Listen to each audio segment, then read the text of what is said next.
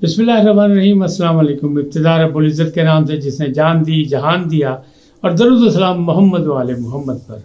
आइए के साथ नासिर नक़वी हाजिर खिदमत है। नाज़रीन, सख्त मामलात हो गए और शिकंजा सख्त। इमरान खान की मुश्किलात में इजाफा हो गया। वो जो दिनों में जमानतों की बातें हो रही थी, वो लगता है हफ्तों और महीनों में चली गई। उम्मीदों पर ओस पड़ गई। टक्कर पे टक्कर, वकील से फड्डा या वकील का फड्डा।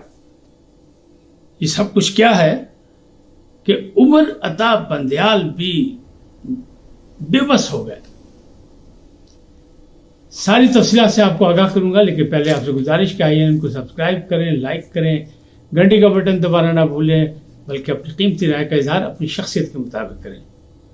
जी नाज़रीन, गुज़िश्ता रोज भी दो केसेस थे।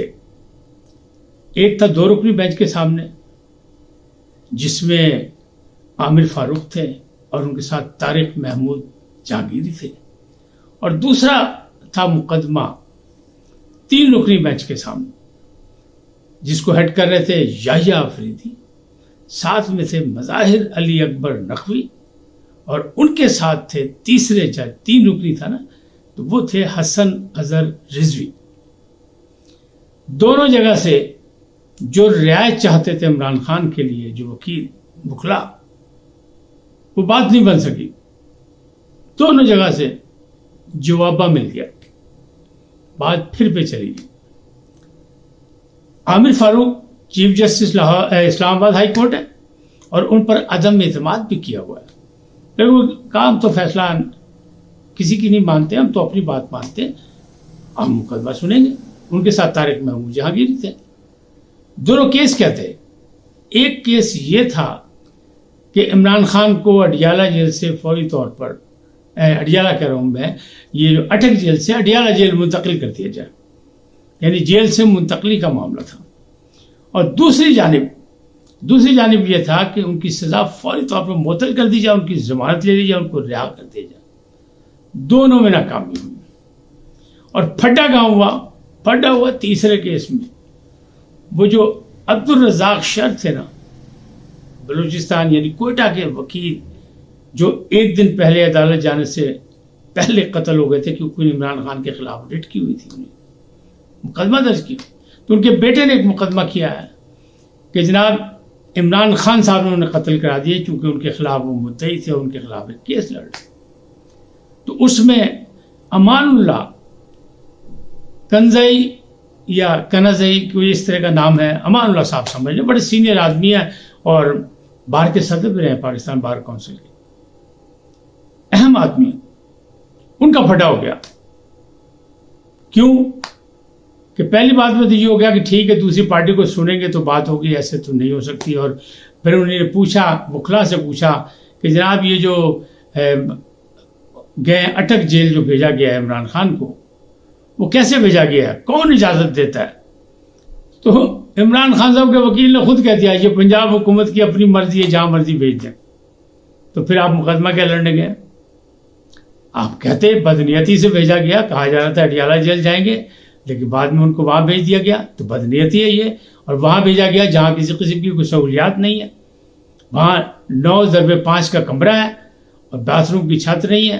तो ये सारे मामला, वहाँ कीड़े तंग करते हैं, वहाँ मक्खियाँ तंग करती हैं, वहाँ मच्छर तंग करते हैं, वहाँ छिपकली भी है जिससे इमरान खान साहब डरते हैं। ये बात नहीं की। उन्होंने कहा नहीं, ये तो पंजाब गवर्नमेंट की अपनी मर्जी है, स्वाबदीद पे जहाँ मर्जी भेजे। तो जज साहब ने कहा अच्छा ठीक है, फिर जवाब तलब कर लेते हैं, फिर पूछेंगे उनसे। उन्होंने कहा अच्छा कल फिर सुन लें। उन्होंने कहा नहीं, कल मेरे पास टाइम नहीं, मेरी तबीयत नासाज है। फिर से उन्हें आगे डेट थी, 11 को बुला लिया उन्हें। अच्छा, दूसरा मुकदमा जो था जिसमें सजा की मुअत्तली थी, क्योंकि 10 साल से कम सजा हो तो मुअत्तली हो सकती है उसकी। मुअत्तली क्या, उसका मुकदमा लड़ा जा सकता है। मुअत्तली के लिए सफाइयाँ पेश की जा सकती है, दलाइल दी जा सकते हैं, लेकिन जमानत हो सकती है 10 साल से कम की सजा पे।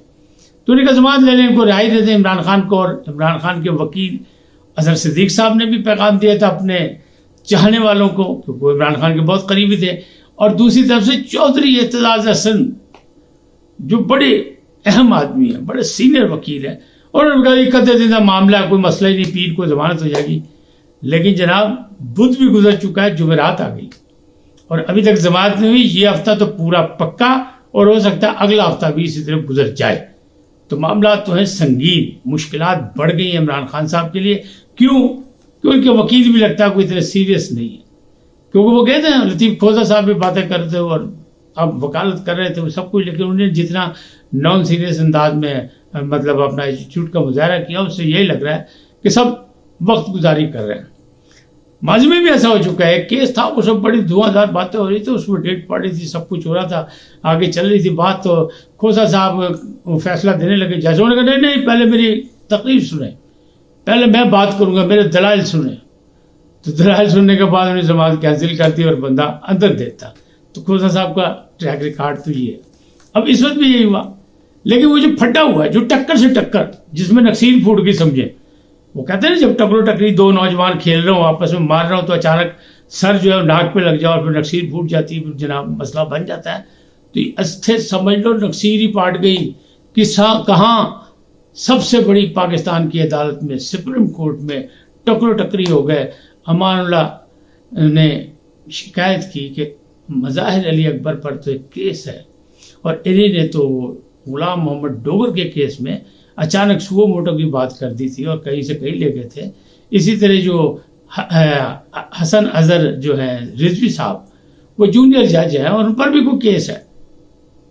تو مظاہر صاحب نے کہا اس میں کیا مسئلہ بھائی, ہم یہ آپ کا کیس سن رہے ہیں, آپ اپنی کیس کی بات کریں, آپ آگے کیا بات کر رہے ہیں. انہوں نے کہا نہیں یہ آپ کو تو ہونا ہی نہیں چاہیے یہاں. اس پہ جناب تکرار شروع ہو گئی.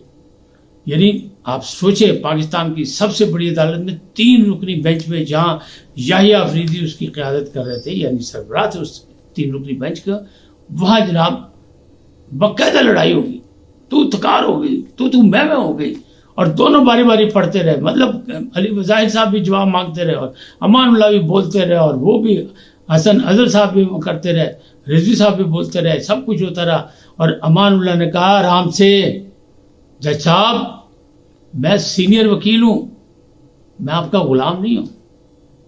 فوراً علی مظاہر نے کہہ دیا کہ ہم بھی کسی کے غلام نہیں. یعنی بالکل انداز ان کا وہی تھا جیسے عمران خان صاحب نہیں کہتے کہ حقیقی آزادی غلامی سے نجات, بالکل وہی جذبہ تھا.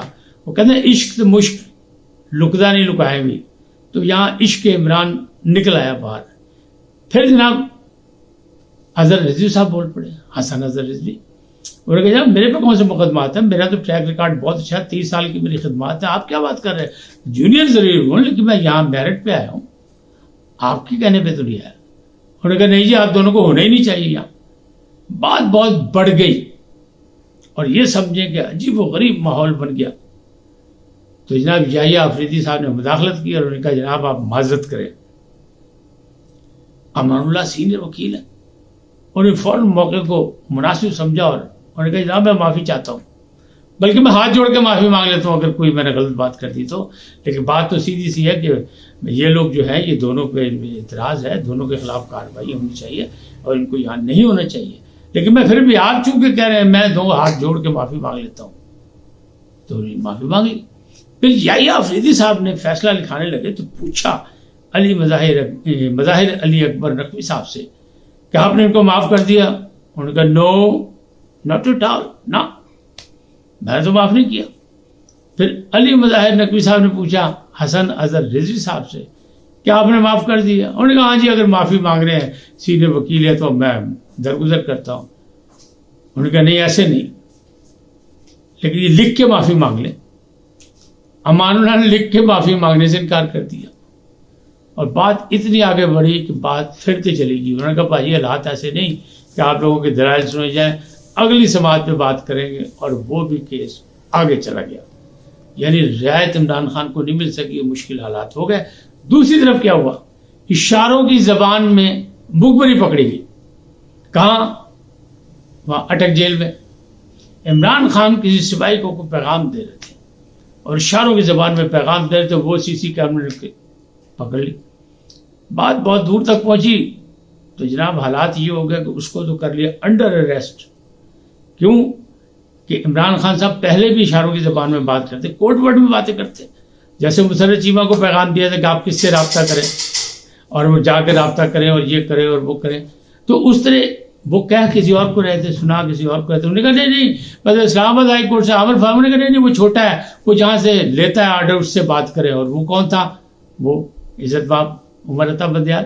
پھر وہاں بات کی گئی اور پھر پتہ آپ کو مرسیڈیز ملی تھی 9 مئی کو، اور ان کو کہا گیا گالی کو نہیں ستے ہی خیرہ آؤ باجی تھی جاؤ، آپ کو دیکھ کے خوشی ہوئی، بیسٹ آف لک، سب کچھ کہا تھا نا، گڈ ٹو سی یو.